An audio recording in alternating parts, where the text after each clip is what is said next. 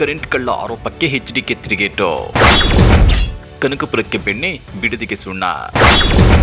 DK ವಿರುದ್ಧ HDK ಹಿಗ್ಗಮುಗ್ಗ ವಾಗ್ದಾಳಿ. ಕೇಂದ್ರ ಸಚಿವ ಎಚ್.ಡಿ. ಕುಮಾರಸ್ವಾಮಿ ಅವರ ಮೇಲೆ ಕರೆಂಟ್ ಕಳ್ಳ ಅನ್ನೋ ಆರೋಪವಿದೆ. ಜೊತೆಗೆ ಕಾಂಗ್ರೆಸ್ನೊಂದು ಕುಟುಂಬ ರಾಜಕಾರಣ. ಇವರಿಗೆ ವೋಟ್ ಹಾಕಿದ್ರೆ ರಾಜ್ಯದಲ್ಲಿ ಅತಂತ್ರ ವಿಧಾನಸಭೆ ಬರುತ್ತೆ ಅನ್ನೋ ಅಭಿಪ್ರಾಯವು ಜನರಲ್ಲಿದೆ. ಹೀಗಾಗಿನೇ ಕುಮಾರಸ್ವಾಮಿ ಮತ್ತು ಜೆಡಿಎಸ್ ಅನ್ನ ಜನ ಸದಾ ಅನುಮಾನದ ಕಣ್ಣಿಂದ ನೋಡ್ತಾರೆ. ಅದರಲ್ಲೂ ಕಾಂಗ್ರೆಸ್ನಲ್ಲಿ ಡಿಕೆಶಿ ಸಿಎಂ ಆದ್ಮೇಲೆ ಒಕ್ಕಲಿಗರ ವೋಟ್ಗಳು ಕಾಂಗ್ರೆಸ್ನತ್ತ ತಿರುಗ್ತಿವೆ. 2028ರಲ್ಲಿ ಮತ್ತೆ ಡಿಕೆ ಶಿವಕುಮಾರ್ ಸಿಎಂ ಆಗಬೇಕು ಅನ್ನೋ ಕನಸು ಕಾಣುತ್ತಿದ್ದಾರೆ. ಇದು ಸಹಜವಾಗಿ ದಳಪತಿಗಳ ನಿದ್ದೆಗೆಡಿಸುತ್ತಿದೆ. ಹಳೆ ಮೈಸೂರು ಭಾಗದಲ್ಲಿ ಬರೀ ಒಕ್ಕಲಿಗ ಮತಗಳನ್ನು ನೆಚ್ಚಿಕೊಂಡಿರುವ ಜೆಡಿಎಸ್ಗೆ ಡಿಕೆಶಿ ಒಕ್ಕಲಿಗರ ಏಕಮೇವ ದ್ವಿತೀಯ ನಾಯಕರಾಗಿ ಬೆಳೆಯುತ್ತಿರೋದನ್ನ ಅರಗಿಸಿಕೊಳ್ಳೋದಕ್ಕಾಗ್ತಾನೆ ಇಲ್ಲ. ಹೀಗಾಗಿ ಡಿಕೆಶಿ ಅವರನ್ನ ಹಣಿಯೋಕೆ ದಳಪತಿಗಳಿಗೆ ಸಿಕ್ಕಿರೋ ಅತಿ ದೊಡ್ಡ ಬ್ರಹ್ಮಾಸ್ತ್ರ ಅಂದ್ರೆ ಅದು ಬಿಡದಿ ಟೌನ್ಶಿಪ್ ವಿಚಾರ. ಹಾಗಾದ್ರೆ ಇದೇ ವಿಚಾರವನ್ನಿಟ್ಕೊಂಡು ಕುಮಾರಸ್ವಾಮಿ ಮತ್ತು ನಿಖಿಲ್ ಕುಮಾರಸ್ವಾಮಿ ಅದೇಗೆ ಡಿಕೆಶಿಯನ್ನ ಅಟ್ಯಾಕ್ ಮಾಡುತ್ತಿದ್ದಾರೆ ಗೊತ್ತಾ? ಅದನ್ನ ಡೀಟೇಲ್ ಆಗಿ ತೋರಿಸ್ತೇವೆ. ಆದ್ರೆ ಅದಕ್ಕಿಂತ ಮೊದಲು ಹಲೋ ಕನ್ನಡ ಯೂಟ್ಯೂಬ್ ಚಾನಲ್ ಅನ್ನ ಸಬ್ಸ್ಕ್ರೈಬ್ ಮಾಡ್ಕೊಳ್ಳಿ. ಹಾಗೇನೇ ಪಕ್ಕದಲ್ಲಿರೋ ಬೆಲ್ ಬಟನ್ ಅನ್ನು ಪ್ರೆಸ್ ಮಾಡಿ. ಬೆಂಗಳೂರಲ್ಲಿ ಮತ್ತೆ ಪೊಲಿಟಿಕಲ್ ಹೈ ಡ್ರಾಮಾ ಶುರುವಾಗಿದೆ. ಒಂದು ಕಡೆ ಬ್ರಾಂಡ್ ಬೆಂಗಳೂರು ಅನ್ನೋ ಮಾತುಗಳು ಕೇಳಿ ಬರುತ್ತಿದ್ರೆ, ಇನ್ನೊಂದು ಕಡೆ ನಮ್ಮ ಭೂಮಿ ನಮಗೆ ಬೇಕು, ನಮಗೆ ಯಾಕೆ ಈ ಟೌನ್ಶಿಪ್ ಅಂತ ರಸ್ತೆಗಿಳಿದು ಹೋರಾಟ ಮಾಡ್ತಿರೋ ನೊಂದ ರೈತರು. ಹೌದು ವೀಕ್ಷಕರೇ, ಬಿಡದಿ ಟೌನ್ಶಿಪ್ ಮತ್ತು ನೈಸ್ ಯೋಜನೆಯ ಸುತ್ತ ಈಗ ರಾಜ್ಯ ರಾಜಕಾರಣದಲ್ಲಿ ಭಾರಿ ದೊಡ್ಡ ಬಿರುಗಾಳಿಯೇ ಎದ್ದಿದೆ. ಮೊನ್ನೆ ತಾನೇ ಬೆಂಗಳೂರಿನ ಫ್ರೀಡಂ ಪಾರ್ಕ್ನಲ್ಲಿ ಜೆಡಿಎಸ್ ನಾಯಕರು ನಡೆಸಿದ ಬೃಹತ್ ಪ್ರತಿಭಟನೆ ಮತ್ತು ವಿಧಾನಸೌಧ ಚಲೋ ಇಡೀ ರಾಜ್ಯದ ಗಮನ ಸೆಳೆದಿದೆ. ಮಾಜಿ ಪ್ರಧಾನಿ ಎಚ್.ಡಿ. ದೇವೇಗೌಡರು, ಕೇಂದ್ರ ಸಚಿವ ಎಚ್.ಡಿ. ಕುಮಾರಸ್ವಾಮಿ, ಯುವ ನಾಯಕ ನಿಖಿಲ್ ಕುಮಾರಸ್ವಾಮಿ ಎಲ್ಲರೂ ಒಂದೇ ವೇದಿಕೆಯಲ್ಲಿ ನಿಂತು ಮುಖ್ಯಮಂತ್ರಿ ಡಿಕೆ ಶಿವಕುಮಾರ್ ವಿರುದ್ಧ ಸೀದಾ ಸಮರ ಸಾರಿದ್ದಾರೆ. ಬಿಡದಿ ಟೌನ್ಶಿಪ್ ಯಾರ ಕನಸಿನ ಕೂಸು? ನೈಸ್ ಯೋಜನೆಯಲ್ಲಿ ನಡೀತಿರೋ ಅಕ್ರಮಗಳೇನೋ? ಕನಕಪುರಕ್ಕೊಂದು ನ್ಯಾಯ, ಬಿಡದಿಗೊಂದು ನ್ಯಾಯನ ಅಂತ ಎಚ್.ಡಿ. ಕುಮಾರಸ್ವಾಮಿ ಎತ್ತಿರೋ ಪ್ರಶ್ನೆಗಳು ಇದೀಗ ತೀವ್ರ ಚರ್ಚೆಗೆ ಗ್ರಾಸವಾಗಿವೆ. ಫ್ರೀಡಂ ಪಾರ್ಕ್ನಲ್ಲಿ ನಡೆದ ಪ್ರತಿಭಟನೆ ಸಾಮಾನ್ಯ ಪ್ರತಿಭಟನೆಯಾಗಿರಲಿಲ್ಲ. ಬಿಡದಿ ಹೋಬಳಿಯ ವಿವಿಧ ಹಳ್ಳಿಗಳಿಂದ ಸಾವಿರಾರು ರೈತ ಮಹಿಳೆಯರು ಬಂದಿದ್ರು. ತಮ್ಮ ಫಲವತ್ತಾದ ಕೃಷಿ ಭೂಮಿಯನ್ನ ಸರ್ಕಾರ ಕಸಿದುಕೊಳ್ತಿದೆ ಅಂತ ಅವರೆಲ್ಲರ ಕಣ್ಣಲ್ಲಿ ಆಕ್ರೋಶ ಎದ್ದು ಕಾಣುತ್ತಿತ್ತು. ವೇದಿಕೆ ಏರಿದ ಕೇಂದ್ರ ಸಚಿವ ಎಚ್.ಡಿ. ಕುಮಾರಸ್ವಾಮಿ ಅವರು ಒಂದೇ ಸಮನೆ ಕಾಂಗ್ರೆಸ್ ನಾಯಕರ ವಿರುದ್ಧ ವಾಗ್ದಾಳಿ ನಡೆಸಲು ಶುರು ಮಾಡಿದ್ರು. ಕಾಂಗ್ರೆಸ್ ನಾಯಕರು ಪದೇ ಒಂದು ಮಾತು ಹೇಳ್ತಿದ್ದಾರೆ. ಈ ಬಿಡದಿ ಟೌನ್ಶಿಪ್ ಮತ್ತು ನೈಸ್ ಯೋಜನೆಗೆ ಪಿತಾಮಹರು ಬೇರೆ ಯಾರು ಅಲ್ಲ, ದೇವೇಗೌಡರು ಮತ್ತು ಕುಮಾರಸ್ವಾಮಿ ಅವರೇ ಅಂತ. ಇದಕ್ಕೆ ಕುಮಾರಸ್ವಾಮಿ ಅವರು ಕೊಟ್ಟ ನೇರ ಸವಾಲೇನ್ ಗೊತ್ತಾ? ಬನ್ನಿ ಬ್ರದರ್, ಚರ್ಚೆಗೆ ಬನ್ನಿ. ಮೊನ್ನೆ ಫ್ರೀಡಂ ಹಬ್ಬ ಮಾಡಿದ್ರಲ್ಲ, ಅಲ್ಲೇ ಚರ್ಚೆ ಮಾಡೋಣ. ಬಿಡದಿ ಟೌನ್ಶಿಪ್ ಎಲ್ಲಿ ಶುರುವಾಯ್ತು, ನೈಸ್ ಯೋಜನೆ ಎಲ್ಲಿ ಬಂದು ನಿಂತಿದೆ, ಯಾರ್ಯಾರು ಏನೇನ್ ಮಾಡಿದ್ರು ಅನ್ನೋದನ್ನ ಕೂಲಂಕುಷವಾಗಿ ಚರ್ಚೆ ಮಾಡೋಣ. ಚರ್ಚೆಗೆ ಬರೋ ಧೈರ್ಯ ನಿಮ್ಗಿದೆಯಾ ಅಂತ ಸೀದಾ ಡಿಕೆ ಶಿವಕುಮಾರ್ ಅವರಿಗೆ ಓಪನ್ ಚಾಲೆಂಜ್ ಹಾಕಿದ್ದಾರೆ.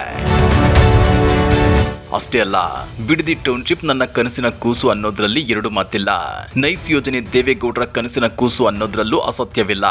ಆದ್ರೆ ಈ ಎರಡು ಕೂಸುಗಳನ್ನ ನೀವು ಹೇಗೆ ಬೆಳೆಸಿದ್ರಿ, ಹೇಗೆ ಹಾಳು ಮಾಡಿದ್ರಿ ಅನ್ನೋದು ಇಡೀ ರಾಜ್ಯಕ್ಕೆ ಗೊತ್ತು ಅಂತ ಚುಚ್ಚಿದ್ದಾರೆ.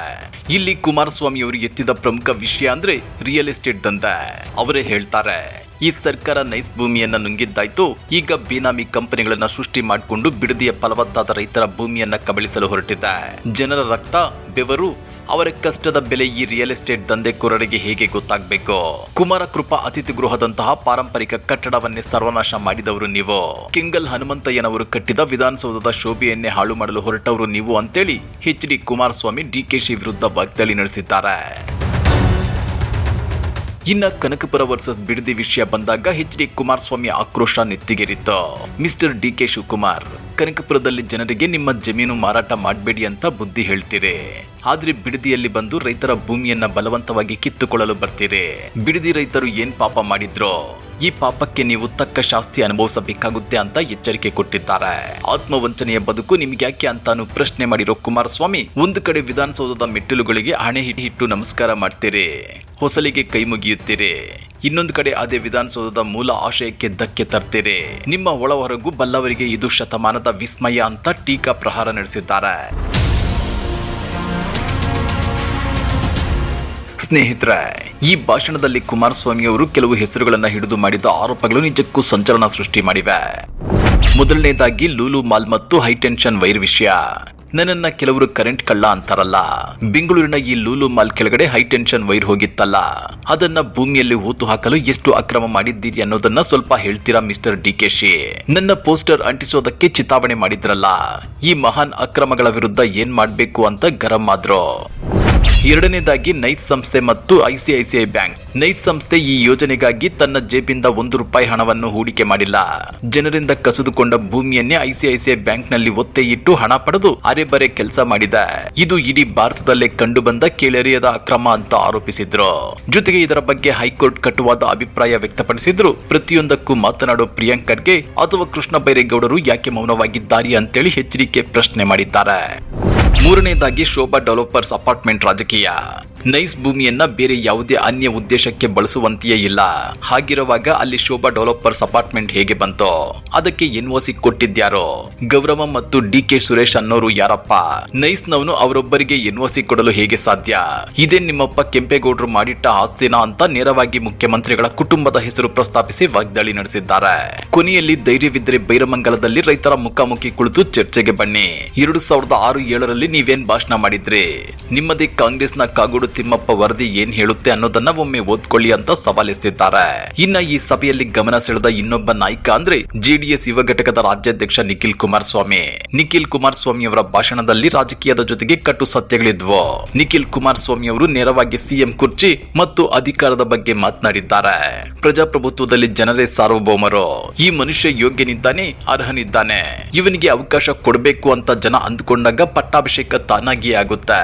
ಯಾರೇ ಮುಖ್ಯಮಂತ್ರಿ ಆದ್ರೂ ಹೊಟ್ಟೆ ಕಿಚ್ಚು ಪಡುವ ಜಾಯಮಾನ ದೇವೇಗೌಡರ ಕುಟುಂಬದ್ದಲ್ಲ ಅಂತ ಮಾರ್ಮಿಕವಾಗಿ ಹೇಳಿದ್ದಾರೆ. ಅಷ್ಟೇ ಅಲ್ಲ, ಸರ್ಕಾರಕ್ಕೆ ಒಂದು ಪ್ರಾಕ್ಟಿಕಲ್ ಸಲಹೆಯನ್ನು ಕೊಟ್ಟಿದ್ದಾರೆ. ನಾವು ಅಭಿವೃದ್ಧಿಯ ವಿರೋಧಿಗಳಲ್ಲ. ನಿಮಗೆ ಉಪನಗರ ಅಥವಾ ಸ್ಮಾರ್ಟ್ ಸಿಟಿ ಮಾಡಲೇಬೇಕು ಎಂದಿದ್ರೆ ಕೆಐಎಡಿಬಿಯಲ್ಲಿ ಲಭ್ಯವಿರುವ ಬರಡು ಭೂಮಿಯನ್ನ ಬಳಸಿಕೊಳ್ಳಿ. ಅಲ್ಲಿ ಸ್ಮಾರ್ಟ್ ಸಿಟಿ ಮಾಡಿ, ನಾವು ಬೆಂಬಲಿಸುತ್ತೇವೆ. ಅದು ಬಿಟ್ಟು ಸಣ್ಣ ಮತ್ತು ಅತಿ ಸಣ್ಣ ರೈತರ ಹೈನುಗಾರಿಕೆ ಕೃಷಿ ಭೂಮಿಯನ್ನ ಕಿತ್ಕೋಬೇಡಿ. 25 ವರ್ಷಗಳಿಂದ ಭೂಮಿ ಕಳೆದುಕೊಂಡ ರೈತರಿಗೆ ಇನ್ನೂ ನ್ಯಾಯ ಸಿಕ್ಕಿಲ್ಲ. ಜನರ ಜೇಬಿಗೆ ಕನ್ನ ಹಾಕುತ್ತಿರುವ ನೈಸ್ ಅಕ್ರಮ ಟೋಲ್ ಕಲೆಕ್ಷನ್ ತಕ್ಷಣ ನಿಲ್ಲಿಸಿ. ಹೆಚ್ಚುವರಿ ಭೂಮಿಯನ್ನ ರೈತರಿಗೆ ವಾಪಸ್ ಕೊಡಿ ಅಂತ ಆಗ್ರಹಿಸಿದ್ರು. ಅದೇನೇ ಇದ್ರೂ ಸತತ 3 ಸಲ ಸೋತಿರೋ ನಿಖಿಲ್ ಕುಮಾರಸ್ವಾಮಿ 2028ರಲ್ಲಿ ಮತ್ತೆ ಎಲೆಕ್ಷನ್ಗೆ ನಿಂತು ಗೆದ್ದೆ ಗೆಲ್ಲಬೇಕು ಅನ್ನೋ ಹಠ ತೊಟ್ಟಿದ್ದಾರೆ. ಜೊತೆಗೆ ಸಿಎಂ ಡಿಕೆಶಿ ವಿರುದ್ಧ ಮಾತನಾಡಿದ್ರೆ ತಮಗೆ ರಾಜಕೀಯವಾಗಿ ಮೈಲೇಜ್ ಸಿಗುತ್ತೆ ಅಂತ ಭಾವಿಸಿರಬಹುದು.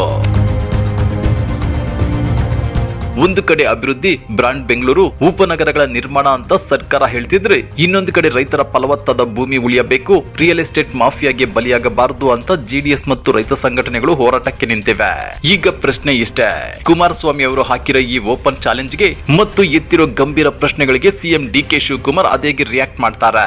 ಈ ಬಿಡದಿ ಟೌನ್ಶಿಪ್ ಹೋರಾಟ ಮುಂದೆ ಯಾವ ಸ್ವರೂಪ ಪಡೆದುಕೊಳ್ಳುತ್ತೆ ಅನ್ನೋದನ್ನ ಕಾದು ನೋಡಬೇಕಾಗಿದೆ. ಹಾಗಾದ್ರೆ ಅಭಿವೃದ್ಧಿ ಹೆಸರಲ್ಲಿ ರೈತರ ಕೃಷಿ ಭೂಮಿ ಸ್ವಾಧೀನಪಡಿಸಿಕೊಳ್ಳುವುದು ಸರಿಯಾ? ನಿಖಿಲ್ ಕುಮಾರಸ್ವಾಮಿ ಅವರು ಹೇಳಿದಂತೆ ಕೆಐಎಡಿಬಿ ಬರಡು ಭೂಮಿಯಲ್ಲಿ ಟೌನ್ಶಿಪ್ ಮಾಡಬೇಕಾ? ಅಥವಾ ರೈತರ ಪರ ದನಿ ಎತ್ತಿರೋ ದಳಪತಿಗಳದ್ದು ಬರೀ ವೋಟ್ ಬ್ಯಾಂಕ್ ಗಿಮಿಕ್ಕ?